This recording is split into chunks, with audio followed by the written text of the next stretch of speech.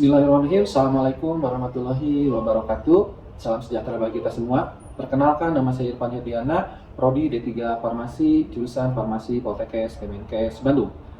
Video ini merupakan video pernyataan diri unjuk kerja dalam Tridharma Perguruan Tinggi PDD UK TPT Sertifikasi Dosen 2026, khususnya bagian pembelajaran. Pada kesempatan ini saya akan menjelaskan secara singkat mata kuliah farmakologi dan fitokimia yang saya ampuh.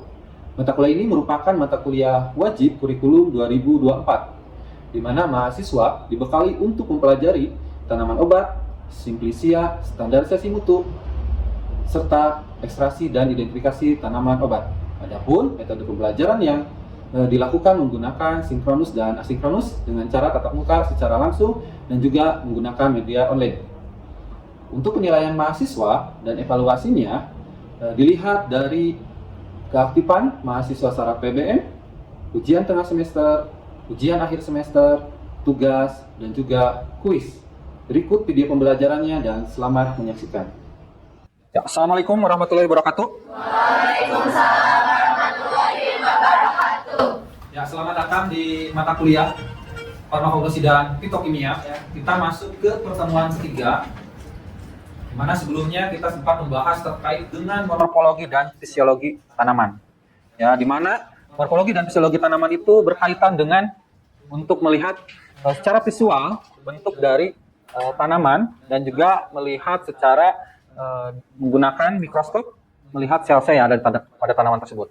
Nah, untuk perkuliahan kali ini kita maju ke ranah simplisia. Jadi kalau kemarin kita bahas yang sudah yang masih basah, dan sekarang kita akan coba membahasnya yang sudah kering. Nah, jadi bedanya seperti itu. Ada yang pernah mendengar istilah simplisia itu apa? Apa simplisia? Boleh? Seorang? Ya? Bahan? Yang belum diproses. Oke, ada yang menawarkan? Boleh? Bahan alamnya yang mengandung zat obat belum mengalami proses apapun kecuali pengeringan. Oke, jadi dasarnya adalah belum mengalami apapun kecuali pengeringan. Oke, jadi simplisia merupakan suatu bahan yang belum mengalami pengolahan apapun kecuali pengeringan. Nah, kita masuk ke cara pembuatan simplisia. Ya, bagaimana cara membuat simplisia? Nah, itu ada 7 aspek. Namun sebelumnya, karena simplisia itu dari bahan nabati, kemudian ada bahan hewani dan juga ada pelikan, kita terfokus ke bahan nabati terlebih dahulu. Ya, dan sejogjanya atau secara umum, kita juga bahas atau banyaknya ke arah tanaman. Nah, keuntungannya apa sih bahan atau sumber bahan tersebut? Ada 2 ya, ada yang tumbuhan liar, ada yang budidaya. Nah, kalau tumbuhan liar, karena dia atau tanamannya tidak terkondisikan, ya, seperti contohnya misalnya ginseng yang banyak sekali atau terkenal di Cina, itu menghasilkan suatu kualitas yang tinggi. Ya, kemarin sempat kita bahas tentang metabolit primer dan metabolit sekunder. Ya. Nah, apa yang kualitas tingginya? Yaitu di sekunder atau metabolit sekundernya, yang seyogianya dijadikan untuk pengobatan tumbuhan liar. Ya, nilainya akan lebih tinggi dibandingkan dengan yang budidaya. Akan tetapi, kenapa sih tetap ada tanaman yang dibudidayakan? Tumpang sari, toga perkebunan, contohnya kan balitro ya. Pernah ke sana? Ayo kita ke sana. Ya, kemudian ada juga manoko. Manoko dekat ya. Di daerah Bandung kan, manoko. Kemudian ada juga tawamangu. Ya, tawamangu yang di apa tuh, di Solo. Ya, main ke sana atau study tour lah ke sana. Oke. Nah, kenapa masih tetap ada tanam budidaya? Karena permintaan, ya. Permintaan bahwa bahan baku ini perlu banyak, ya. Contoh tanaman atau contoh obat-obatan yang menggunakan ekstrak. Ada yang tahu? Yang menggunakan ekstrak? Misalnya contohnya adalah beladon, ya. Atropa belladonna nama tanamannya. Karena dia dipakai buat apa? Obat batuk, ya, karena sudah ada dan banyak dipakai dalam sediaan, maka permintaan untuk bahan bakunya menjadi lebih banyak. maka dilakukanlah yang namanya tanaman budidaya. Nah, ini 7 tahapan yang perlu kalian ketahui. Ya, ada 7. Dari pengumpulan bahan baku sampai dengan pengepakan atau penyimpanan. Harus perlu kalian ingat, juga kalian pahami dari tahapan-tahapan yang ada di sini. Ya, ini harus diketahui. Nah, terkhusus untuk yang nomor 4 atau poin 4 ini opsional. Rajangan. Nggak mungkin kan kalau misalnya daunnya kecil, tetap kita rajang. Itu mah jadinya bukan rajang ya, Pak. Diiris. Ya, beda ya. Jadi, opsional. Nanti kita lihat tanaman apa saja yang harus dirajang dan tentunya tidak perlu untuk dilakukan perajangan. Nah, yang pertama adalah waktu panen. Ya, umumnya waktu panen itu kalau buahnya udah matang, Pak. Oke, kita panen. Atau misalnya untuk timpang. Timpangnya udah besar, Pak, kita panen. Tunggu dulu. Ada syarat-syarat tertentu untuk melihat kapan si bagian tanaman tersebut untuk dipanen. Misalnya contohnya ini Atropa belladonna itu alkaloid tertinggi. Nah, di sini disebutkan iosiamin pada saat pertumbuhan, ya, pada saat pertumbuhan. Nah, itu di tahun pertama dan tahun kedua posisi dari kandungan kimianya berbeda.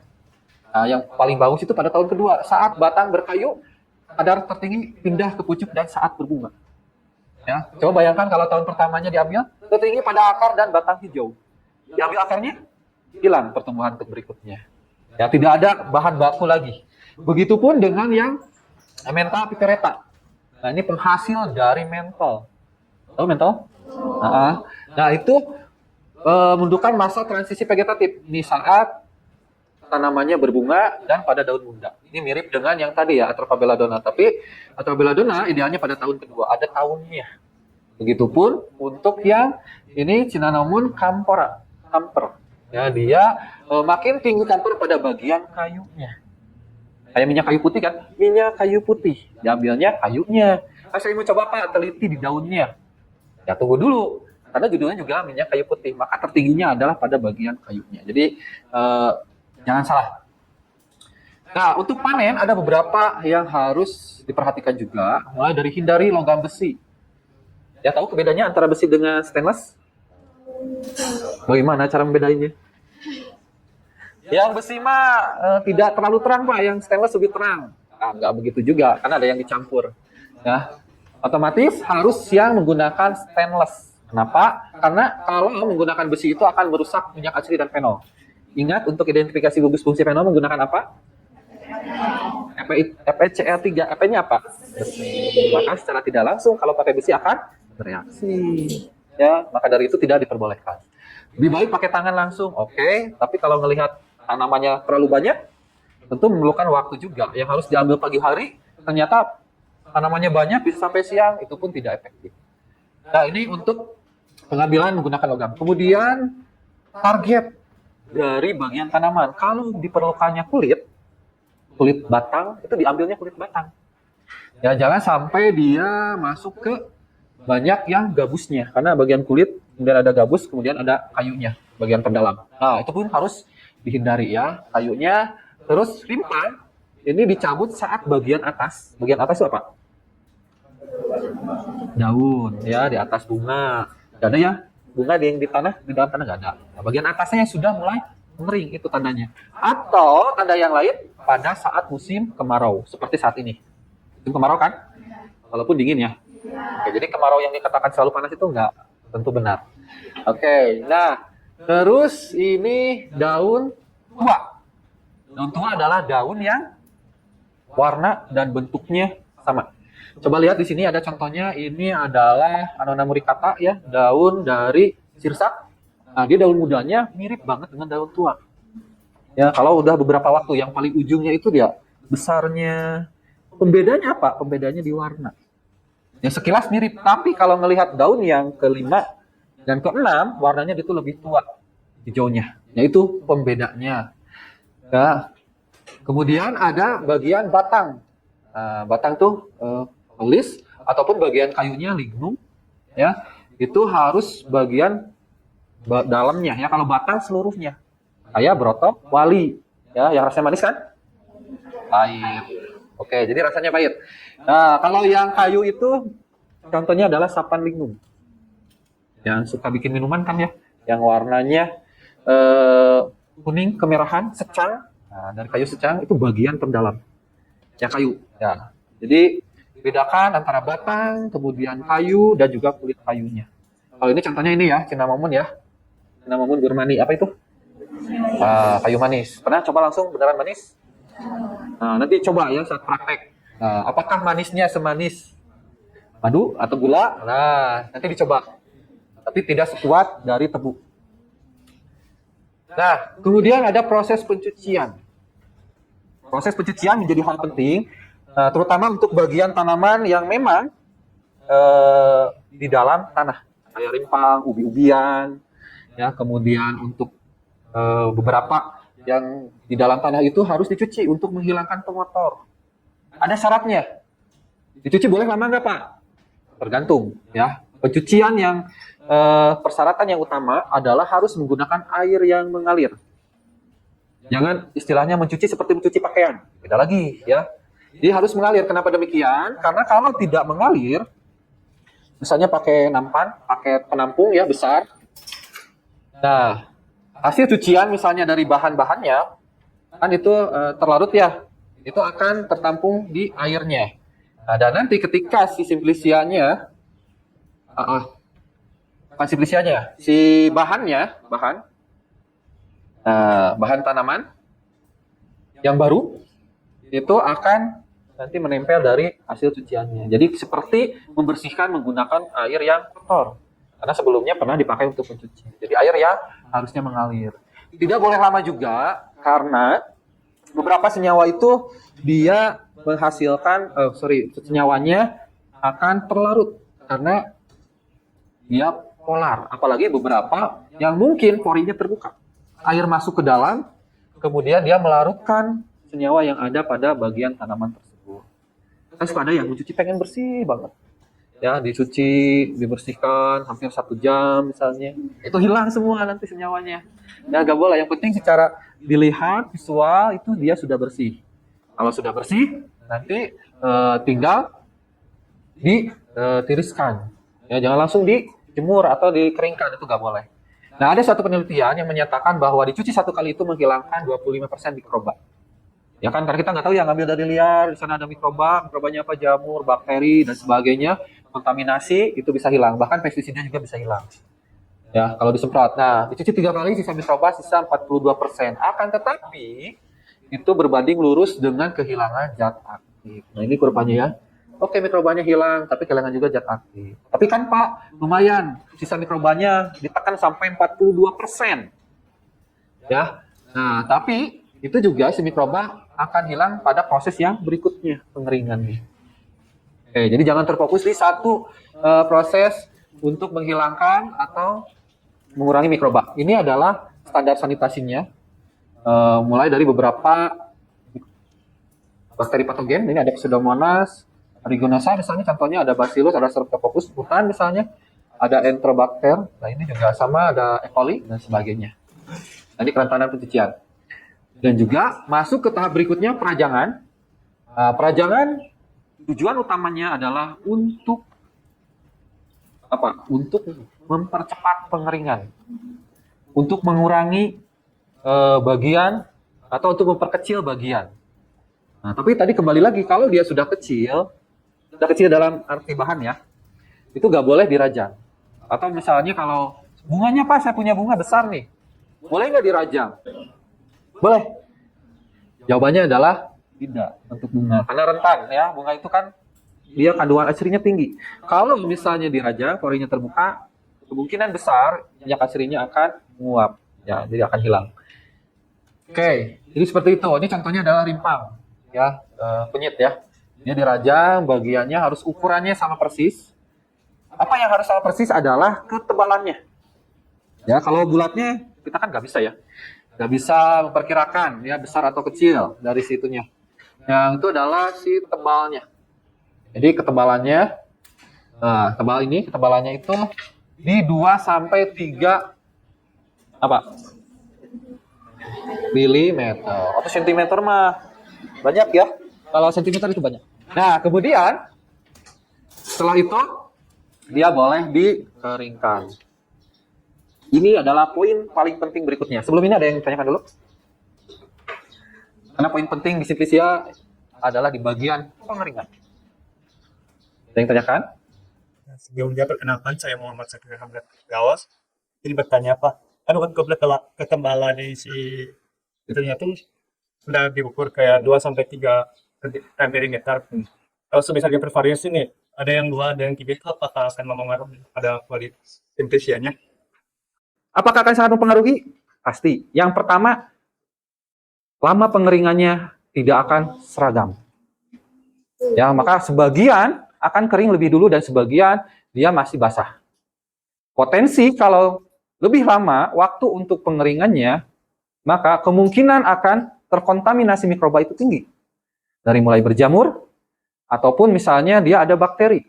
Ya kalau bakteri patogen apalagi. Nah, dia akan cepat. Atau bahkan untuk kasus tertentu seperti contohnya adalah buah busuk. Makanya buah rata-rata itu di open. Ya, untuk buah dengan suhu tertentu, dia untuk mempercepat. Ya, jadi kita kembali lagi ke bagian tanaman yang dipakai. Pertanyaan berikutnya, apakah kalau lebih tipis itu lebih baik? Kan lebih cepat kering, Pak. Gitu. Ya, kalau sangat tipis, terlalu tipis, dia minyak asrinya hilang, menguap. Gitu. Kalau batasannya di 2 sampai 3 mm, itu pasti ada yang bagian masih di dalam, dia terjebak, ya, bagian dalamnya dia kering, sekering-keringnya, tapi kering yang dimaksud adalah tujuannya untuk menghilangkan air. Ya, bukan menghilangkan senyawa volatil. Nah, di dalam ada senyawa volatilnya, ada airnya. Oke, kembali lagi ke pengeringan. Nah, ada 3 kondisi. Kondisi A, B, dan C. Yang paling mudah untuk memahaminya adalah bagian tanamannya. Kalau bagian tanamannya keras, cenderung ke sini. Kondisi A, yaitu bagian tanaman keras. Menggunakan sinar matahari langsung. Artinya, sinar matahari langsung itu ada panasnya. Kalau mendung, kalau misalnya berawan, itu tidak boleh dilakukan pengeringan guna sinar matahari. Jadi diambil dulu. Nah, nanti kalau misalnya seperti sekarang ini, misalnya cerah, panas, dijemur. Jemur yang paling ideal adalah kurang lebih di sekitar jam 9 sampai jam 3. Nah, itu artinya dijemur. Kalau kenapa nggak boleh pagi, Pak? Kan bisa cepatnya kalau pagi, itu belum udaranya masih lembab. Bahkan di beberapa daerah kelembabannya tinggi. Yang ada malah nambah kadar airnya. Oke, gitu ya yang dimaksud. Kalau hujan gimana, Pak? Ya kalau hujan diambil dulu lah. Ya, ketika ada matahari dijemur lagi. Jadi istilah dijemur dengan matahari langsung itu benar-benar sinar mataharinya ada. Cuacanya cerah. Kalau mendung, kalau hujan itu tidak boleh. Jangan dipaksakan, diganti metode lain. Dan begitu pun di sini untuk syarat yang lainnya yaitu zat aktifnya stabil. Jadi kita harus tahu zat aktifnya. Kalau kena sinar matahari itu dia rusak nggak? Apalagi sinar matahari mengandung sinar UV. Makanya ada istilah nanti ada sinar matahari langsung dan tidak langsung ditutup kain hitam. Oke. Nah, kondisi B-nya itu adalah bagian tanaman lunak. Bunga, daun. Nah, biasanya yang umum itu di daun. Zat aktif mudah menguap dan tidak stabil biasanya di angin-angin. Awas, istilah di angin-angin itu bukan pakai kipas, ya, tapi dia disimpan dalam ruangan tertentu suhu kamar yang stabil. Nah, jadi jangan ada istilahnya pakai kipas, terus pakai blower, kecuali nanti ada lemari Simplisia, itu beda lagi. Itu pakai blower. Jadi disimpan dalam suhu kamar pada suhu kamar dan dibiarkan berapa waktu. Bisa berhari-hari, ini bisa lebih lama dibandingkan dengan yang sinar matahari langsung. Dan juga harus dilihat kalau malam hari udaranya drop, itu harus dipindahkan dulu, disimpan dulu. Baru nanti dilanjut. Kalau enggak, siang hilang airnya, malam masuk lagi. Gitu ya. Jadi itu istilah dia di angin-angin. Nah, ini mutlak tidak boleh terkena sinar matahari langsung. Ya, itu nggak boleh. Dan yang terakhir, ini menggunakan suatu alat, yaitu alat open, ya, atau pengering Simplisia juga ada. Kenapa demikian? Atau rusak dan lain sebagainya? Karena di sini produksinya massal dan butuh efisiensi waktu. Ya tadi ya, permintaan banyak di obat-obat tradisionalnya, maka harus bahan bakunya juga lebih banyak. Maka menggunakan produk atau menggunakan alat di sini pakai open. Nah, lanjut. 2 tahap lagi, ini tahap yang keenam, sortasi kering. Pemilihan lagi di sini. Ya, dipilih sebelum dan sesudahnya. Nah, kenapa Pak di sini dilakukan lagi? Kita melakukan pengeringan menggunakan matahari. Tidak tahu saat dikeringkan dengan sinar matahari ada burung, ada serangga, ada debu dan lain sebagainya. Makanya harus dilakukan sortasi lagi. Nah, ini dapat dilihat kan? Di sini banyak sekali komponen yang lain yang sebetulnya bukan berasal dari tanaman. Setelah dibersihkan menjadi simplisia yang murni. Dari segi warnanya, kemudian dari segi misalnya nanti aromanya itu harus memberikan aroma dari si tanaman tersebut. Tapi kalau di open Pak, nggak mungkin hal itu. Di open biasanya beberapa ada yang gosong, misalnya karena panasnya tidak stabil, atau justru beberapa ada yang basah, atau bahkan busuk, atau warnanya tidak homogen, itu juga dihilangkan. Artinya apa? Artinya bahan baku simplisia ini, yang sudah jadi simplisia itu harus mempunyai homogenitas dari segi warna, bau, kemudian rasa kalau mau dicoba, kemudian makroskopik. Nah, bentuknya, ini kan bentuknya seragam ya. Ini tiba-tiba ada seperti misalnya batang, atau tiba-tiba seperti akar, nah itu juga harus dihilangkan. Atau tiba-tiba ada yang warnanya kayak mirip bintik-bintik jamur, itu juga dihilangkan. Karena biasanya muncul saat pengeringan. Nah gitu, jadi semuanya harus seragam. Dan terakhir, yaitu penyimpanan. Ini menjadi faktor yang penting juga, karena kalian udah capek ya dari tahap 1, tahap 2, tahap 3, tahap 4, 5, 6, disimpannya begitu saja dalam kresek. Ya kan? Nah, penyimpanan menjadi syarat mutlak juga. Yang pertama yaitu harus terlindung dari cahaya, karena dapat memicu reaksi fotokimia. Ya, disimpan di lemarinya ternyata ada ventilasi kena cahaya. Nah, itu nggak boleh. Kemudian oksigen, nah tidak boleh ada oksigennya masuk, berarti harus kedap. Ya, kalau tidak kedap nanti masuk oksigen dan memacu reaksi enzimatis. Di sini enzimnya adalah oksidasi. Nah, contohnya adalah seperti kalian menyimpan buah-buahan yang setengah matang. Nah, itu kan sengaja kan? Nah, itu terkena oksigen. Nah, timbul nanti yang namanya auksin, itu senyawa auksin. Nanti kalau kalian mau cari tahu apa itu auksin. Auksin, kemudian ada gibilerin. Nah, ini yang terjadi proses enzimatis. Makanya yang tadinya jadi kurkumin terdegradasi jadi senyawa yang lain. Oke, jadi merusak struktur. 3 air, dehidrasi dan higroskopis. Jadi yang tadinya 5% malah menjadi di atas 5%. Dan kalau ada air pasti ada mikroba, betul. Ya, kalau ada air pasti ada mikroba dan rusak. Kemudian, nah ada juga kapang atau jamur ya, merusak susunan kimia dan menghasilkan toksin yang mematikan. Jadi malah berjalan proses fermentasi yang tidak diinginkan. Kemudian serangga dan hewan. Jadi harus tertutup rapat. Jangan sampai misalnya pakai plastik 3 tahun ya bocor masuk serangga. Serangganya di sana bikin sarang, coba. Nah, serangga dan hewan pengerat makan zat aktif dan meninggalkan kotoran atau ekskresi. Ekskresi itu air kencingnya ya. Nah, pengotoran fisik, pasir, debu, dan residu wadah. Nah, ini juga harus diperiksa sebelum dipakai lagi nanti. Ya, kalian kemarin kan di praktek ya, mengidentifikasi layak atau enggak. Nah, salah satunya gini, kalau ada bau apek dan sebagainya itu tidak boleh dipakai. Oke? Nah, dan terakhir, ini masih masuk dalam tahap 7, yaitu ada manajemen pipo. Apa itu? Artinya? Oke, yang pertama dia disimpan, yang pertama dia dibuat, itu yang dikeluarkan. Tapi tetap harus juga melihat aspek kalau misalnya barang tersebut terdapat expire date-nya. Kalau ternyata yang datang expire date-nya itu, yang datang duluan lebih cepat, nah bukan tidak mungkin yang itu yang harus dipakai duluan. Oke, sampai sini ada yang mau ditanyakan? Untuk terakhir, sudah siap bikin simplisia? Sudah siap mengidentifikasi fragmen simplisia? Seru nggak mengidentifikasi fragmen? Kemarin kan baru amilum ya? Oke, dan nanti kita akan masuk ke ranahnya yang tanaman folium ya. Oke, nih gak ada yang tanyakan benar? Kalau enggak saya yang nanya. Saya yang nanya yang untuk folium besok, fragmen pencirinya apa saja?